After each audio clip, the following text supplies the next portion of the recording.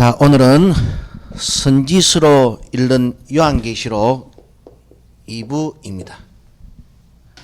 13번째 시간인데 에스겔에게 임한 영원한 복음을 수탁받은 에스겔의 두 정인의 사역이라는 제목으로 세 번째 시간을 가지도록 하겠습니다.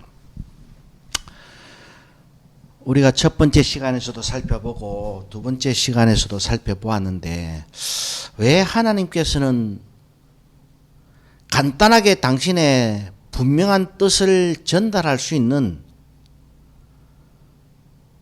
사람들의 입장에서 보아도 뭐 간단한 것 아니겠습니까?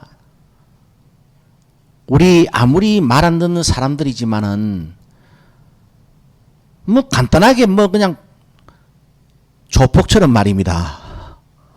그냥 뭐 하면 강력하게 위협을 가하면은 전부 다 깨갱하고 꼬리 내릴 것 아니겠습니까? 뭐 구태여 말 안 듣는 사람들 왜 설득을 하되 그런 방법으로 당신의 뜻을 향해서 이 강박한 사람들을 설득해 가시는 것인지, 그 인간들하고 그냥 뭐 대화도 하기 싫고 뭐 그냥 뭐 싸우자는 것인지 뭐 이해가 안 될 정도로 에스겔 선지자의 상징적인 행동을 통해서 이스라엘 백성들에게 경고하시는 하나님의 그 역사하심을 우리가 보게 되면은요, 괜히 중간에서 에스겔 선지자만 삶이 완전히 박살이 난 건 아니겠습니까? 그 솔직히야말로 인격 말살 아닙니까? 그거 뭐 때문에 그렇게 힘들게 에스겔 선지자로 하여금 미친 소리 듣게끔 당신의 종을 뭐 인간적인 관점에서 보면은 그렇게 학대하시면서 당신의 말씀을 전하게 하시는 것인가? 그 원인은 제가 뭐 예수 믿고 나서부터 지금까지 생각을 해봐도 나 이유를 도저히 솔직히 모르겠습니다.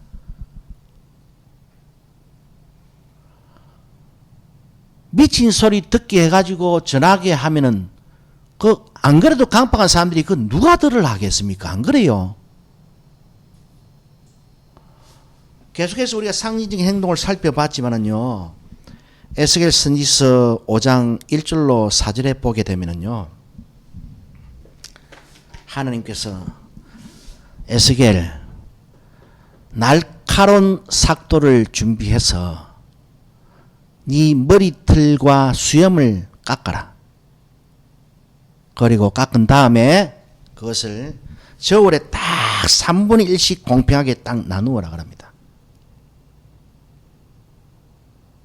그래, 왜 이렇게 머리털과 수염을 깎아서 이렇게 3분의 1씩 저울에 따라서 정확한 용량대로 저장을 해야 됩니까? 라고 에스겔도 의아하지 않았겠습니까? 내가 딱 때가 되면 말할 것인데, 일단은 그렇게 머리털과 수염을 3분의 1씩 깎아서 저장해 둬라. 때가 딱 차거든 내가 네 보고 어떻게 하라고 행동을 할 것이니까 군소리 하나 하지 말고 니는 내 시키는 대로 그냥 따라 해라 그랬습니다.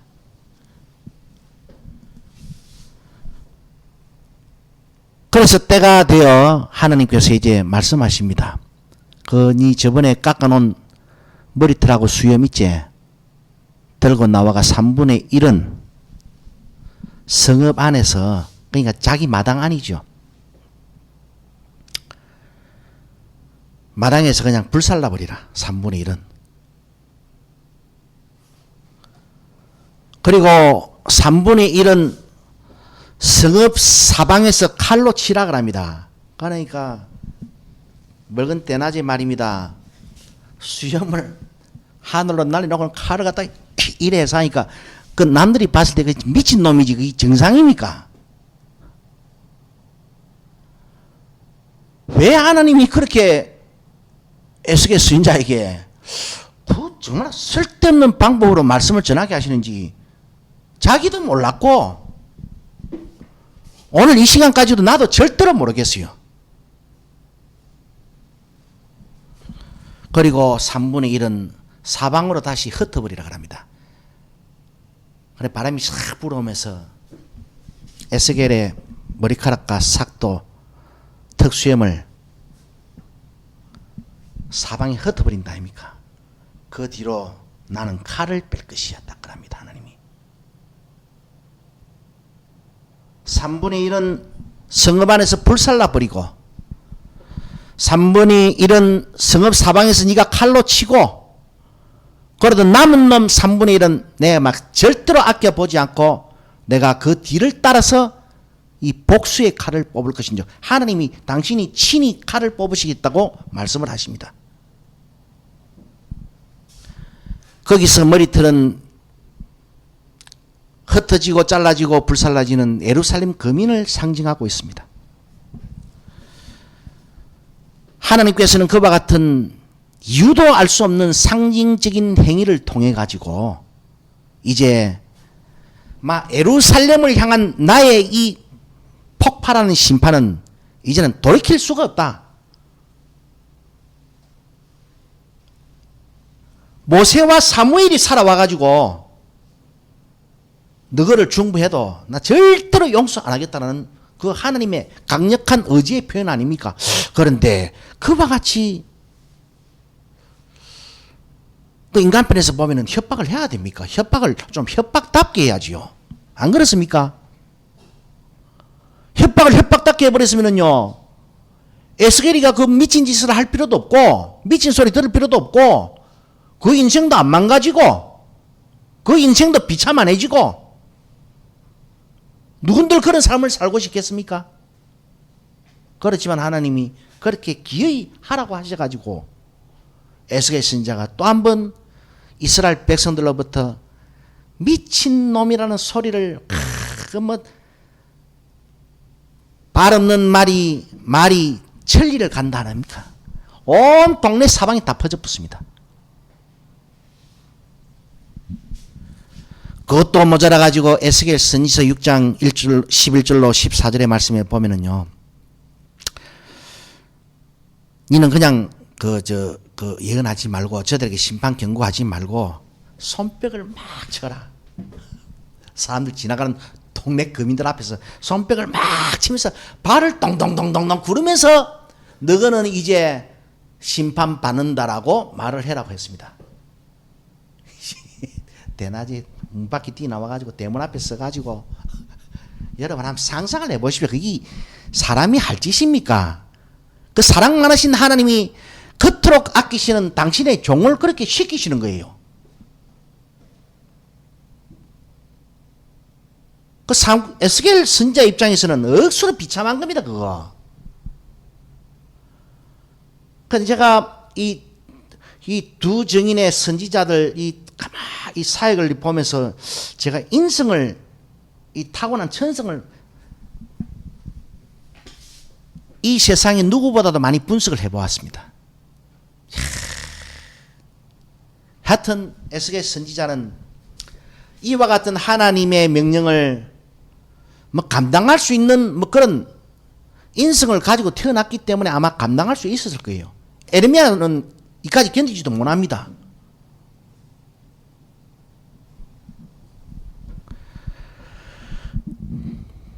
그리고 또 계속해서 하나님께서는 에스겔 선지서 7장 23절로 27절의 말씀에 보면은 마당 한가운데 앉아가지고 큰 쇠사슬을 만들어 갑니다. 고물상에 엿바퀴 물고 다니고 아무 말도 하지 말고 지나가는 아들하고 지나가는 너그 동포하고 입도 섞지 말고 그냥 마당 한가운데서 큰 쇠사슬을 만들어라. 그 얼마나 미친 짓입니까? 그리고 그것이 무엇을 상징하고 있습니까? 옛날에 우리 영화 보면은 포로되어 끌려갈 때마다 쇠사슬에 골이 매여가지고 끌려가잖아요. 그거를 상징하게 그 뜻을 나타내려고 에스겔 선지자에게 막 이유도 없이 그냥 쇠사슬을 만들어 걸으려 했던 겁니다.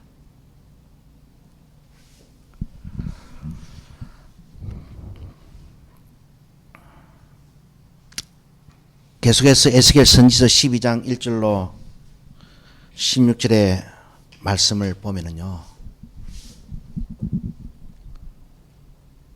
낮에 대문으로 말고 벽을 해마로 뿌든지 네 머리통으로 뿌든지 빵꾸를 그라그만 내라. 돌로 쳐가지고 구멍을 내든지 대낮에 그것도. 그리고 나서 벽에 구멍을 뚫고 나서는 네 살림 가재 도구를 다 챙겨내라 그럽니다. 그 이삭구름이를. 그리고 그것을 옮기는 것은 낮에 하지 말고 가만 낮 동안은 행구를 다 집 담벼락 밖으로 다 끄집어 내놓고 지나가는 사람이 다 보게 해라 그랬습니다. 그러니까 또 그것도 막 군말 안 하고 또 순종을 합니다. 에스겔 선지자가요. 특이하신 사람이죠.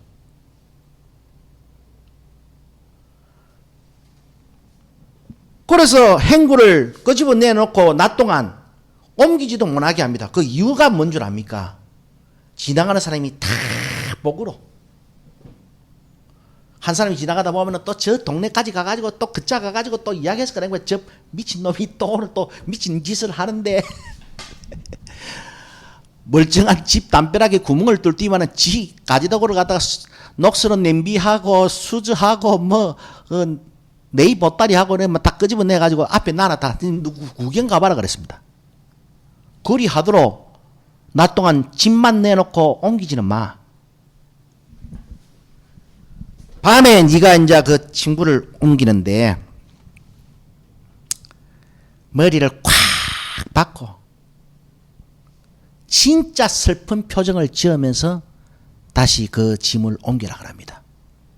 바꾸어 말하면은 바벨론이 예루살렘을 침공해 들어가서 모든 사람들이 자다가 전부 다 대문으로 가재도구도 들고 나오지 못하고 땅문서라든지 뭐 그런 게 있을 것 아닙니까?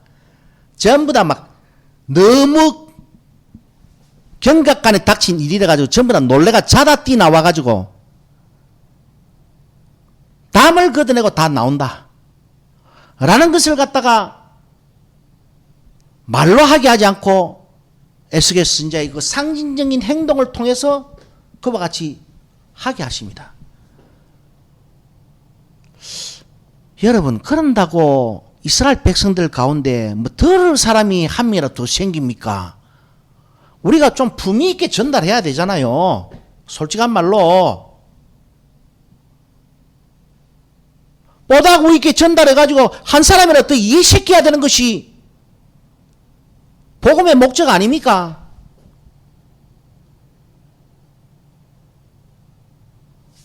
아니 상대방을 안 그래도 강팍한 사람을 설득을 시켜야 되는데 어떻게? 내가 전하는 말씀이 하나님의 말씀이니까 좀 그냥 논리로 우리 한번 이야기해 봅시다. 들어보세요.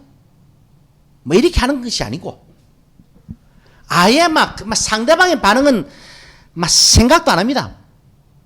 하나님께서. 그래 이거는 전하기 위한 목적이 아니고 설득시키기 위한 목적이 아니고 무엇이다? 딱 이 증거를 삼으려는 한 목적밖에 없습니다. 이거는 너희 중에 선지자 있은 줄은 알아야 할 것이다 라는 에스겔 선지서 3장 11절의 말씀처럼 딱 그거 하나 이후에는 막 들을 필요도 없고 막 듣기를 원하지도 않는다. 막 너거는 죽어라. 아 그것밖에 더 있습니까?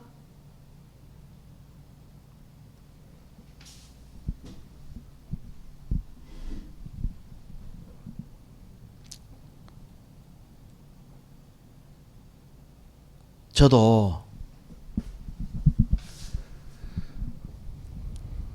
오랜 시간 이 하나님의 말씀을 전해오면서 저같이 점잖지 못하고 거칠고 하는 사람을 택한 이유도 있는가 봅니다. 제가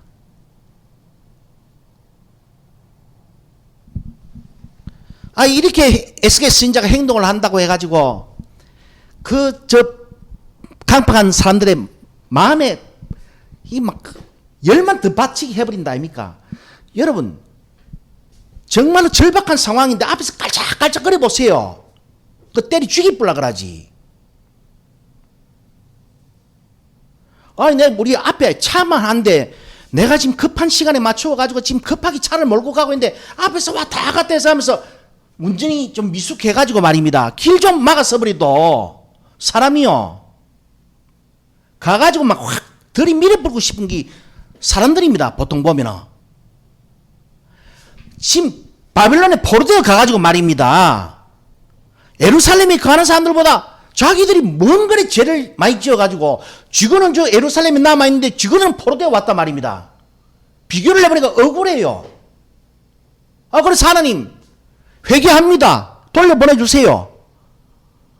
돌아가게 해주실 줄 믿습니다. 라고 기도하는 것이 뭐 나쁩니까?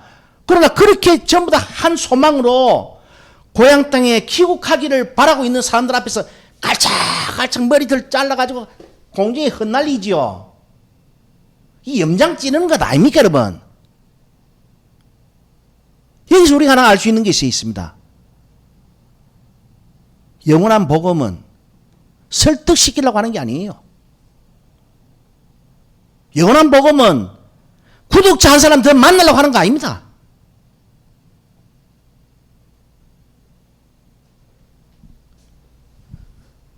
얼마나 얄밉겠습니까? 에스겔 선지자가. 약속 시간에 좀 늦게 가고로 진로방해하는 참아봐도 열받아가지고 막 뛰쳐나오는 세상에 돌아가고 싶어가지고 회당에 모였다 가면은 주여 해잡고 기도해잡고 막 돌아갈 줄 믿습니다 해서 하는 사람들한테 앞에서 막 너거는 쪽밥 찬다 아이고 너가 돌아가는 거나 봐라. 말로 하는 것도 아니고 미친 게임이치로 그래 사버리면은 그게 이스라엘 동포들의 마음에 얼마나 염장을 찌르는 겁니까? 도대체 이거는 죄인들을 들으라고 하시는 말씀인지, 이거는 그냥 볼 필요도 없으니까 선전포고를 하시는 건지, 인간들하고 싸우자는 것인지, 어디를 모르잖아요, 우리가. 그러나 그렇게 전했습니다. 에스겔만 그래 전한 것이 아니고, 모든 두직인의 사역을 담당했던 선지자들이 그렇게 전했습니다.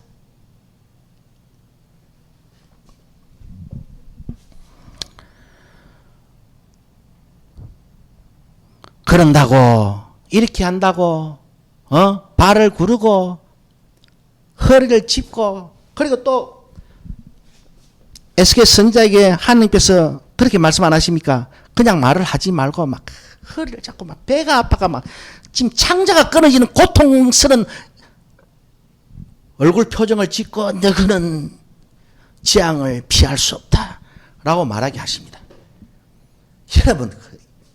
여러분 앞에서 자기는 하나님의 종이라고 전하는 그 사람이 말입니다. 막 그렇게 찡그리 가지고 막 배를 움켜잡고 꼭 그렇게 예언해야 되는지도 모르겠지만 그 하나님이 시켰다 아닙니까? 그럼 내를 설득시키려는 것인지 이게 내를 갖다 빈정거리려는 것인지 염장질을 더 해가지고 더 포악하게 만들어가지고 더 반대하게 만들어가지고 강팍하게 만들어가지고 떼기장을 치자는 것인지 도대체 이거 하나님의 의도를 알 수가 없는 상황이었습니다.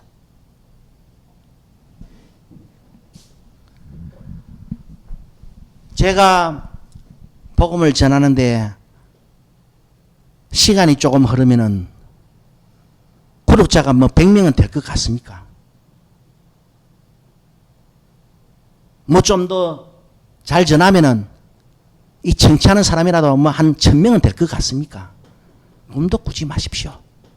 아예 그런 생각할 필요도 없습니다.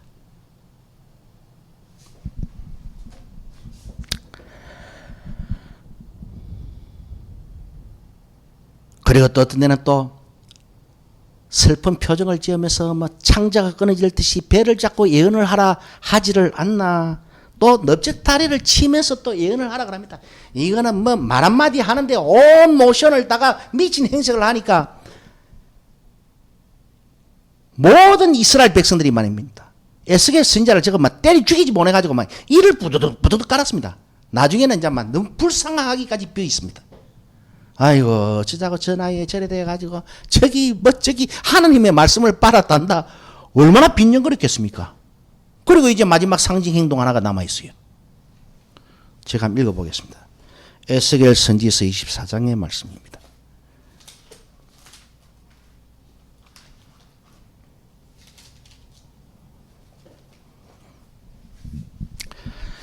에스겔 선지서 24장 15절부터 하나님이 에스겔 선지자에게 미친 짓이라고는 다 시켜놓고, 예?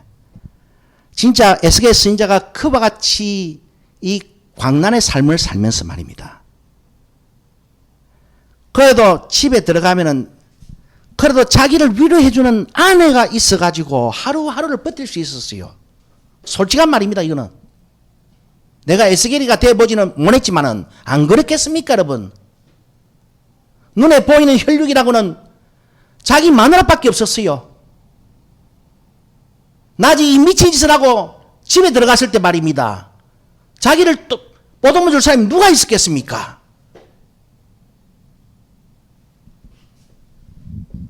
그런데 하나님께서 마지막으로 명령을 하시는데 에스겔 선지서 24장 15절부터 24절까지 말씀 읽어보겠습니다. 여호와의 말씀이 또 내게 임하여 가라사대 인자야 내가 네 눈에 기뻐하는 것을 한번 쳐서 빼앗으리니 너는 슬퍼하거나 울거나 눈물을 흘리거나 하지 말며 죽은 자들을 위하여 슬퍼하지 말고 종용히 탄식하며 수건으로 머리를 동이고 발에 신을 신고 입술을 가리우지 말고 사람의 부의하는 식물을 먹지 말라 하신지라. 내가 아침에 백성에게 고하였더니 저녁에 내 아내가 죽기로.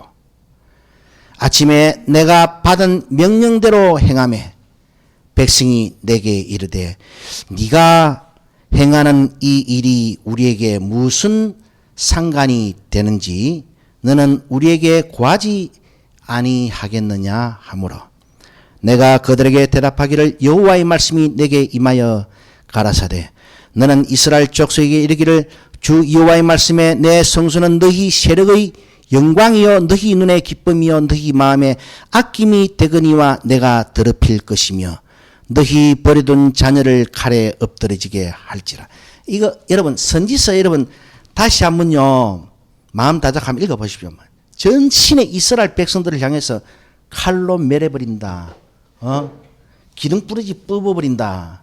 너희 자녀들 너희 목전에서 매어침을 입게 한다. 이 도대체 이 뭐 오늘 우리가 알고 있는 이 사랑 많으신 하나님의 언어가 아닙니다. 그래서 초대 교회 때 그 영지주의자들 중에 한 파는 말입니다. 구약의 하나님은 이 분노 조절 장애를 가지고 있는 특이한 이 성징에 진짜 신이 아니고 진짜 신은 그 아들 예수 그리스도 온화한 사람 봤지? 그 아이가 그래가지고 구약의 신을 없애버렸다 아닙니까 성경에서. 일면 요즘 이 뭐 교회 나와가지고 보듬어 주시는 하나님, 안아주시는 하나님, 만져주시는 하나님 배우고 있는 사람들보다는 그래도 그것들이 하나님을 조금 더 알았어요. 자기들이 봤을 때 말입니다. 이거는 전신에 막 버떡하면 막 셀이 막 다 엎어버리고 몰살을 시켜버리고 막 초죽음을 시켜버리는 거예요. 그 인간들의 눈에는 이 하나님이 분노 조절 장애를 밖에 더 보이겠습니까? 이 선지자들은 알지요. 뭐 한음성 들었다고 알아지는 것이 아니고 그들의 전 생애를 주관하신 하나님께서 그가 잘 때에도 그가 먹을 때에도 그가 길을 행할 때에도 그가 누웠을 때라도 당신을 알게 안 하셨겠습니까?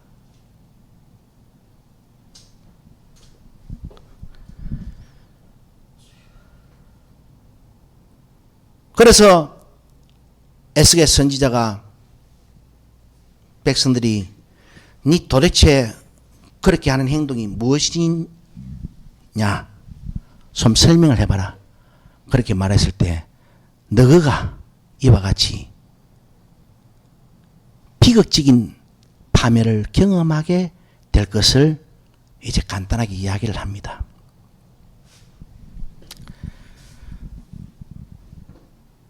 구약 성경에서요, 영원한 복음을 수탁받았던 이 모든 증인들, 모든 선지자들, 참 하나님의 백성들은요, 정말로 뭐 그 시대와는 완전히 등지고 살았습니다. 그렇지만은 그러나 그들을 하나님께서는 이스라엘 백성 가운데 선지자가 있은 줄은 알아야 할 것이라는 그 당신의 그 유일한 어떻게 보면은 뭐 편집 집착증이라 해야 됩니까? 예?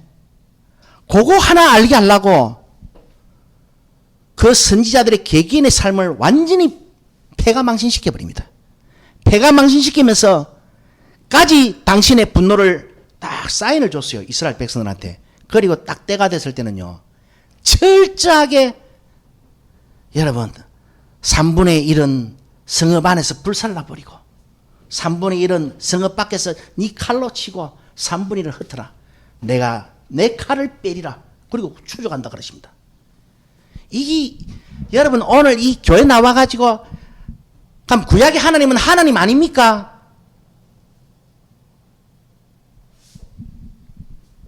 구약의 하나님은 성자 하나님의 아버지 아닙니까? 예? 구약의 하나님의 속성은 좀 다르고 신약의 성자 하나님의 속성은 좀 다른 것입니까? 오늘 우리가 줄창 배우잖아요. 무조건 만져주시는 하나님 배우지 않습니까? 보듬어 주시는 하나님 배우지 않습니까? 당신들은 이 구약 성경에 하나님의 이 공포스러운 속성을 저는 하나님이 공포스럽다고 말하는 것이 아닙니다. 그만큼 당신 지금 교회 나와가지고 듣는 그 목사 말 믿고 촐랑거리고 아멘 아멘 하고 있는 거 그거 하나님 보시기에 엄청나게 눈꼴 사납다는 거 지금 경고하고 있는 겁니다. 예? 당신들이 만난 하나님 그런 하나님 나도 수타 만나봤습니다. 예? 당신들이 그렇게 들었던 하나님의 음성 아이고 가짜내가 내 말도 못하겠고 예? 다기 빼기 배운 놈한테 뭐 지금 내 미적분 분다고 뭐 자랑할 거 있습니까? 사도 바울이 얼마나 답답했으면은 긴 말을 안 합니다. 그 14년 전에 어떤 한 사람을 아는데 낙원에 이끌려 말할 수 없는 것을 보았다. 막 그 안에 막 고린도 교회 안에 막 버떡하면은 막 들었대 샀고 버떡하면은 밭대 샀고 막 버떡하면 게시바로 대 샀고 깝죽거리 사니까 참다 못해가지고 한마디 하잖아요.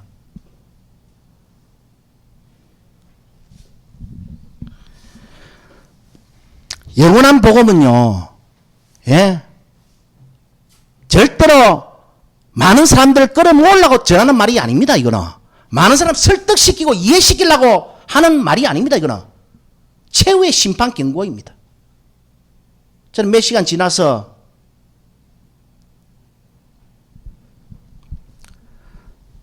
두 가지 자기 자신의 삶의 사례를 통해서 임마누엘을 예언했던 이사야 선지자와 호세아 선지자의 예언을 가지고 저는 힘주어 말할 것입니다. 기다리고 기다리는 그분은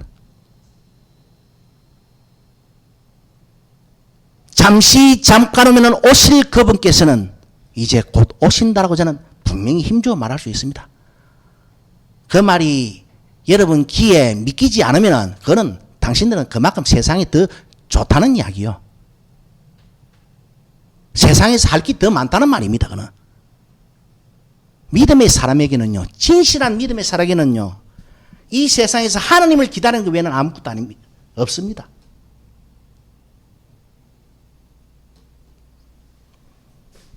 제가 임마누엘의 기적과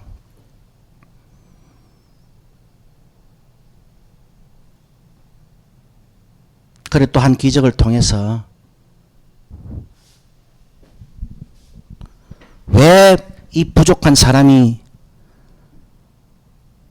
힘주어서 그분이 곧 오신다라고 말할 수 있는가? 이유를 여러분은 명백백백하게 알게 되시리라 믿습니다. 다시 한번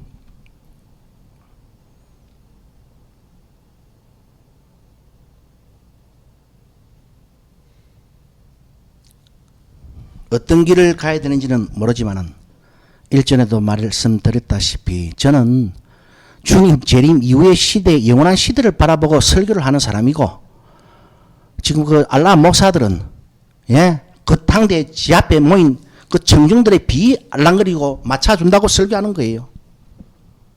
그런 설교하고 이런 설교하고는 비교를 할 수가 없습니다. 이거는 제가 이런 말 언제 했습니까? 20몇 년 동안 제가 목회해 가오면서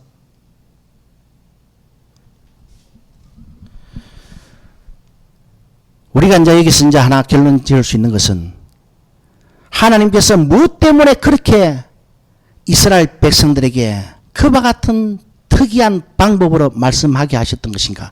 그래도 굳이 말씀하셨던 것인가? 그리고 굳이 증거로 남기셨던 것인가? 그리고 굳이 지금까지 기록되어 오게 하셨던 것인가?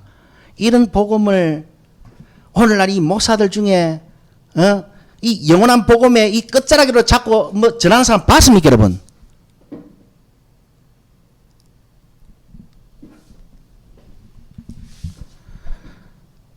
하나님께서 이사야 선지자에게 자녀를 다 순산시켜주면서 이 자녀가 표징이 될 것인즉 이스라엘은 예수 그리스도 안에서 소망을 회복하리라 약속을 주십니다. 그 당시가 예수님이 이 땅에 오시기 700년 전이에요.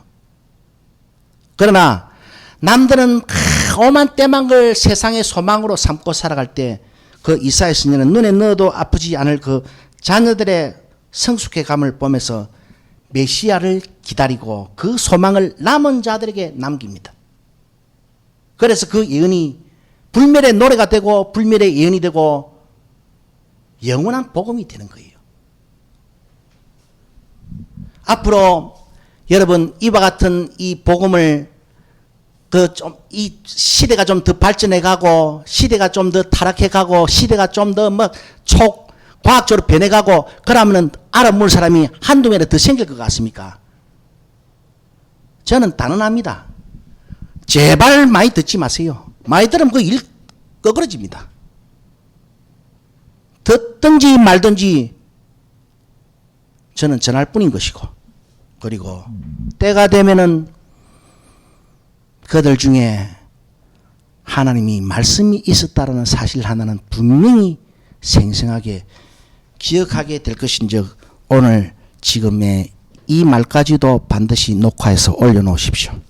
기도 올리겠습니다.